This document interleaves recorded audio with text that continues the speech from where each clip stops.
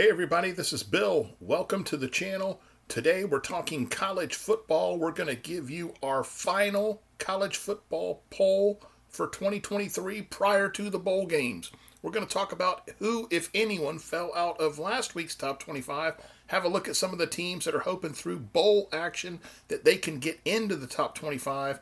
Later on in the video, we're going to talk about our top four. We're also going to visit what the real top four is, and boy, howdy, do we have some comments on that.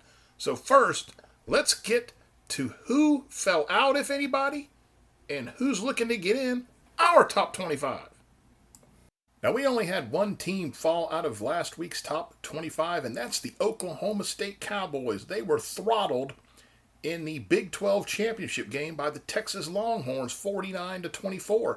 Now, somehow they made their way in through a tiebreaker into this championship game, but this is the same team that got whipped by South Alabama at home 33-7 in the beginning of the season and lost 3 weeks ago at UCF 45-3. So Oklahoma State's not very good. At 9-3 and in a championship game, we had to put them in the top 25. We felt like we did, but they got bombed. They're not very good. And Texas should not get a lot of credit for whipping them. UCF beat them a heck of a lot worse than Texas did. But Oklahoma State, they're out. Now, we got some good teams who have a chance to get in the top 25 after the bowl selection. These are teams kind of lurking outside. We have North Carolina started out strong again, but really stumbled down the stretch. Texas A&M, they're pretty good. They did win some games this year, looking pretty good. Kentucky, buoyed by their big victory, in-state victory there over Louisville last weekend. They're in their Kansas State, and here is Oklahoma State. Miami with a pretty decent year this year, not as good as they hoped, but still there. West Virginia, really good season this year. Southern Cal, a big disappointment. Memphis, that's a good football team. Be careful, Memphis. Troy had a great year. Iowa State, better than we thought. Duke, of course, they had the injury to their quarterback. And here's James Madison in New Mexico State. So a lot of teams had good years. They need to kind of be recognized among this group. The one that two of them really come to my mind, Memphis and Troy. Really had great seasons, kind of exceeded expectations there, and got to tip your hat to West Virginia and Neil Brown as well. But these are the teams with some great bowl action can get in, perhaps, to the top 25. All right, folks, here is our top 25. We're going to start down there at the bottom. Here's Iowa, blanked by Michigan in the Big Ten championship game. Iowa has a decent defense. They're not worth a lick on offense. But here they are, the Iowa Hawkeyes. They'll be playing, I believe, in the Citrus Bowl. Tulane, they lost to Southern Methodist. Southern Methodist right there as well. Southern Methodist has quality losses, but they do got two of them. That's why we got Liberty right ahead of them. Liberty's schedule's a little weak, but they are 13-0, conference champion. Utah, not quite the year they were looking for. Their quarterback, of course, was injured, not able to play this year. He's coming back next year. The Utes. Tennessee also kind of stumbled a little bit this year. That loss to Florida early just kind of really rocked them. Clemson, some early tumultuous time, but they're kind of playing well right now, and I don't think I'd want to be messing around with Clemson right now. They're looking better. Oregon State, they had a decent season as well. Not quite as good as they had hoped, but they were right there for the conference championship, and they, of course, have got problems now because they got left out of the Pac-12 in this nonsense that has been going on. NC State had a really good year. Dave Dorn in there. 9-3. They had some close losses, lost 13-10 to Louisville. They did beat Clemson. They throttled North Carolina there at the end of the season. North Carolina State, and I think number 16 is Notre Dame. Notre Dame's one of the teams that gave North Carolina State one of their losses. Notre Dame, some ups and downs this season, but they're a decent football team.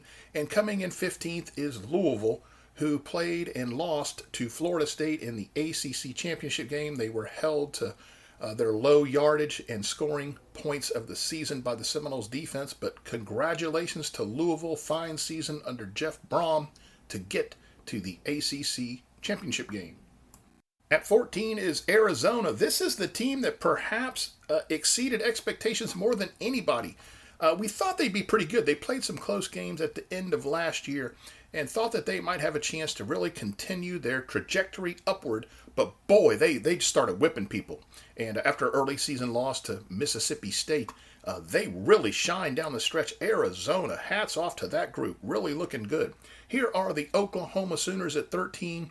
They almost got into the Big 12 championship game. They do have the victory over Texas in the Red River rivalry that they picked up, but they're 10-2, ranked 13th. Here's LSU. They may have the Heisman Trophy winner in Jaden Daniels. This is a heck of a player. Threw up over 50 touchdowns he's accounted for. Very good football player, but LSU stumbled a little bit. They have losses to Florida State. They lost to Ole Miss, and they lost, of course, to Alabama. But they're a good football team. Injuries kind of cost them on the defensive side of the ball game. Penn State is 11th. They have losses, of course, to Ohio State and Michigan. And the Lions are going to have to find a way to get over that hump if they want to get back to being among the nation's elite. We have Ole Miss at 10th. Great season for the Rebels. Could have been a little bit better. Lost a close one to Alabama, but they're right in the midst of it. They lost to Georgia also. But Ole Miss, that's a good football team. They're in a New Year's Six game. Watch out for them and Lane Kiffin. Missouri, excellent season. They're one of the other teams that really kind of exceeded expectations. The Missouri Tigers out there in Columbia, really great season. They're 10-2, and they're looking to have some fun on New Year's Day. Oregon, with the loss to Washington, they're second of the season by the same amount of points. But the Ducks got in a hole and could not rally enough to overcome the Huskies. So the Ducks finish 11-2, 2 losses to the same team. The Ducks are pretty good. You'll see them in a bowl game going up and down the field. Bo Nix, excellent season. Ohio State is 7th. Their only loss was to Michigan. They have a victory over Notre Dame as well. Ohio State, very good football team, but they're 7th. The Georgia Bulldogs, the 2-time defending national champion and our previously ranked number 1 team, fell in Atlanta to the Alabama Crimson Tide in the SEC championship game. Georgia falls all the way from 1st to 6th because of the other teams that are now ahead of them. But the Georgia Bulldogs are an outstanding football team. They had won 29 straight ball games in the SEC prior to losing to Alabama. Folks, that is remarkable. And I believe that's an SEC record as well. But Georgia fell in a close one to Alabama. With their victory over Georgia in the SEC championship game, the Alabama Crimson Tide we have ranked 5th. They're 12-1. Their only loss was to Texas at Tuscaloosa, I might add, by 10 points. But Alabama, the SEC champion, we have them 5th. At 4th are the Texas Longhorns. Now, although they have a loss to Oklahoma, a close one, 3-pointer, in the Red River rivalry, we've got Texas ahead of Alabama due to the head-to-head. Texas is 4th, 12-1. We have the Washington Huskies with their big victory over Oregon, ranked 3rd. The Huskies into the College Football Playoff, 13-0, Pac-12 champions. Now, remember last weekend, they did need a field goal to beat Washington State in the Apple Cup, 24-21. But the Huskies, we've had them in the top 7 the entire season. Fantastic football team. We have the Florida State Seminoles, number 2.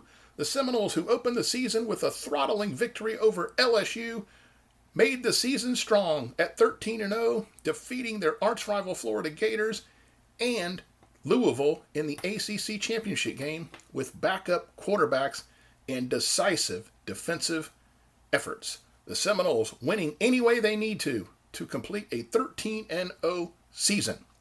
Ranked number 2. Michigan takes over the number 1 spot from Georgia. Michigan over Ohio State, shutting out Iowa in the Big Ten championship game. The Wolverines, whose strength is the line of scrimmage and having a great signal caller in J.J. McCarthy.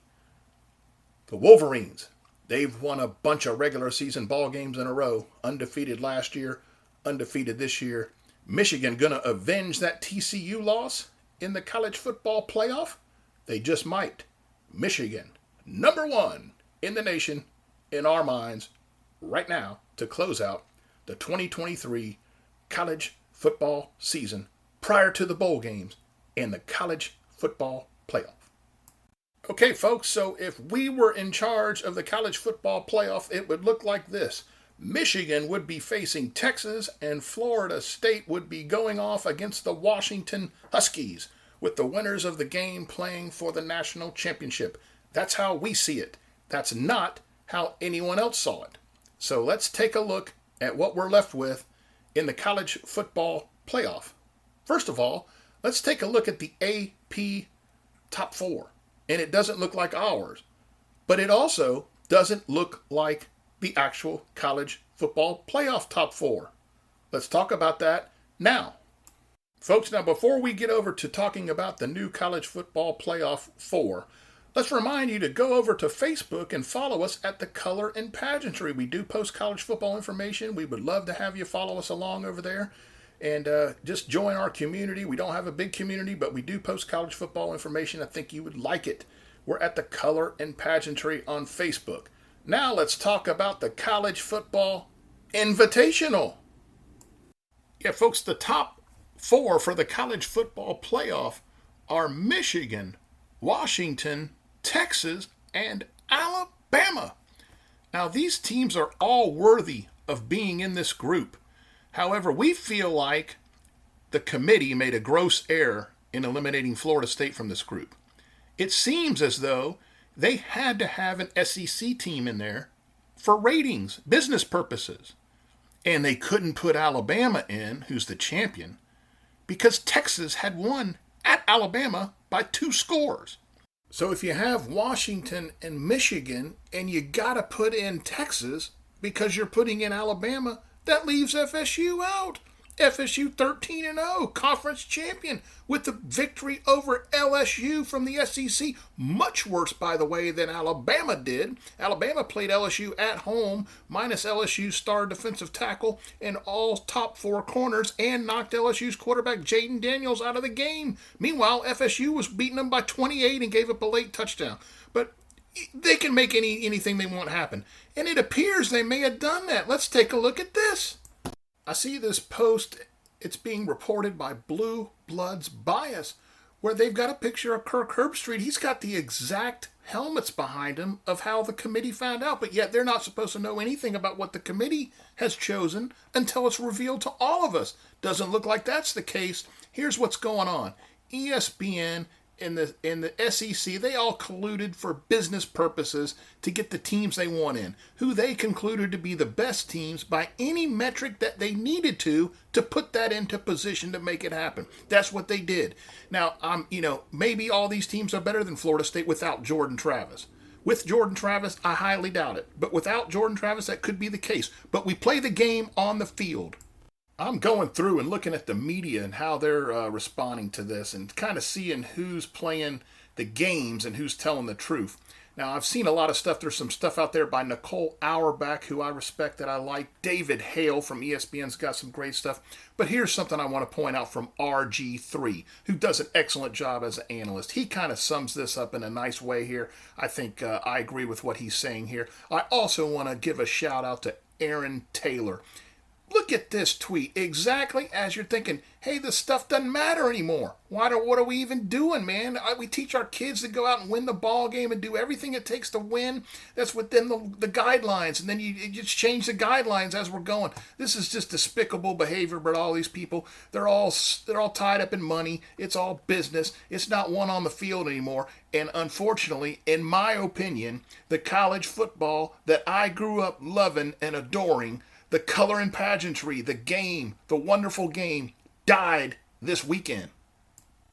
We can disagree with the committee all day long, but the College Football Invitational has been set. It's Washington and Michigan and Texas and Alabama. Alabama and Michigan are going to play, and Washington and Texas, and then they're going to settle it. And boy, Florida State has got to go play Georgia. That's going to be a tough football game. But we don't know who's going to play, who's going to opt out. We don't know anything about this because they've screwed college football up so much. We don't know who's even going to play in these bowl games. I understand that Caleb Williams, the former Heisman Trophy winner for Southern Cal, won't be. He's already announced he won't be playing in their bowl game. This is just terrible. I don't like how this is going, but that's what we got. So we'll have a bowl preview video coming out soon. We hope you'll join us for that. And by the way, do drop any comments you have on our commentary, our top 25, what you think about this nonsense. Hey, maybe you think they got it right. Maybe you don't. We'd love to hear from you, so do drop us some comments.